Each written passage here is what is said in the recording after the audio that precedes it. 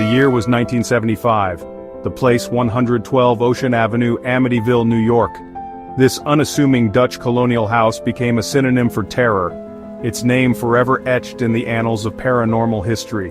The Amityville Horror story sent chills down spines and sparked countless nightmares. This was no ordinary haunting. This was a case so extreme, so disturbing, that it left even seasoned investigators questioning the very nature of reality.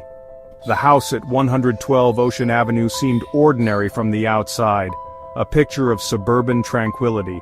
But behind its walls, a darkness festered, a malevolence that would soon consume the lives of the unsuspecting family who dared to call it home. This is the story of the Amityville Nightmare. Prepare yourself. This is not for the faint of heart. Before the Lutz family's descent into a nightmare, there was another family who met a gruesome end at 112 Ocean Avenue, the DeFeos. On a cold November night in 1974, Ronald DeFeo Jr. committed an unthinkable act, murdering his parents and 4 siblings in their beds.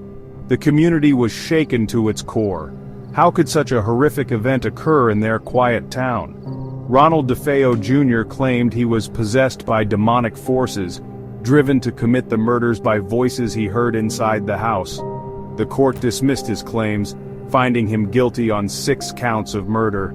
The house stood empty, its dark history casting a long shadow over the neighborhood.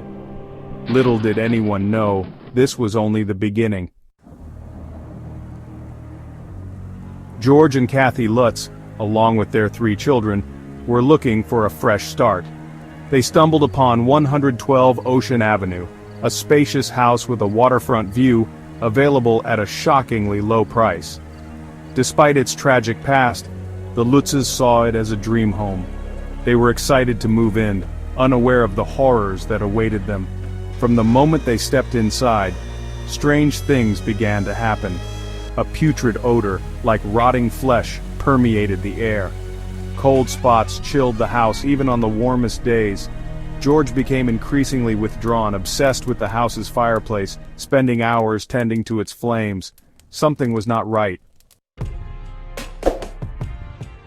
As days turned into nights, the paranormal activity intensified. The children, especially the youngest, Missy, spoke of an imaginary friend, a demonic pig-like creature named Jody. Kathy woke up in the middle of the night to find herself levitating above her bed. Unexplained noises, whispers, and disembodied voices echoed through the hallways.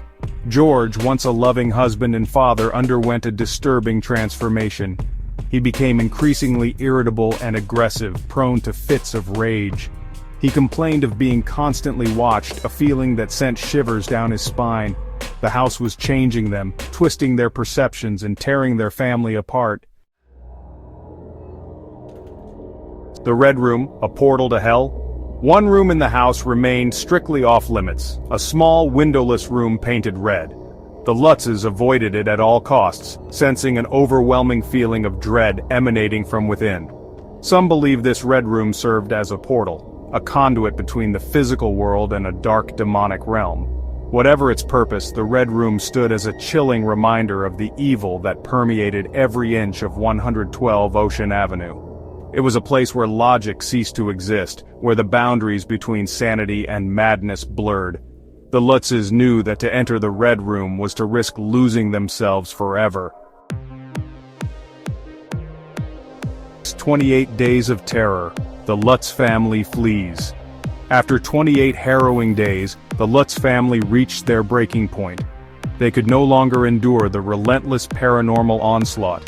Fearing for their lives and sanity, they fled 112 Ocean Avenue, leaving behind their possessions and their dreams of a happy life. They sought refuge with Kathy's family, desperate to escape the nightmare that had consumed them. Their story, when shared with the world, was met with a mixture of disbelief and horror. Had they truly experienced the supernatural, or were they victims of their own imaginations, driven mad by the house's tragic past? So Warrens investigate demonic forces at play. Ed and Lorraine Warren, renowned paranormal investigators, were called in to investigate the claims made by the Lutz family. Armed with their faith and an arsenal of ghost hunting equipment, they entered 112 Ocean Avenue, ready to confront the unknown. Their investigation yielded chilling results: temperature fluctuations, EVP recordings of disembodied voices, and a series of photographs, including the infamous image of a young boy peering from a doorway, seemed to confirm the presence of paranormal activity. The Warrens concluded that the house was indeed haunted by demonic forces, remnants of the DeFeo murders, and perhaps something even more sinister. Truth or fabrication, the Amityville debate. The Amityville Horror story quickly captivated the world, becoming a bestseller and a blockbuster film. However, with fame came scrutiny. Skeptics questioned the validity of the Lutz's claims, pointing to inconsistencies in their story and a lack of physical evidence. Some dismissed it as a clever hoax, a fabrication designed to capitalize on the house's notoriety and profit from the public's fascination with the paranormal. Others maintained that the Lutzes were genuinely terrorized by something sinister, something that defied rational explanation.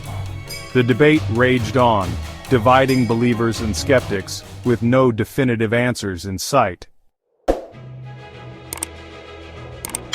A haunting legacy, fact, fiction, or somewhere in between. The Amityville Horror story continues to fascinate and terrify, even decades later. Was it a real-life haunting, a case of demonic possession, or an elaborate hoax? The answer remains elusive, lost in a labyrinth of conflicting accounts, personal beliefs, and the limitations of our understanding of the paranormal. One thing is certain: 112 Ocean Avenue holds a dark and unsettling power. It stands as a chilling reminder that some places hold secrets that may be best left undisturbed.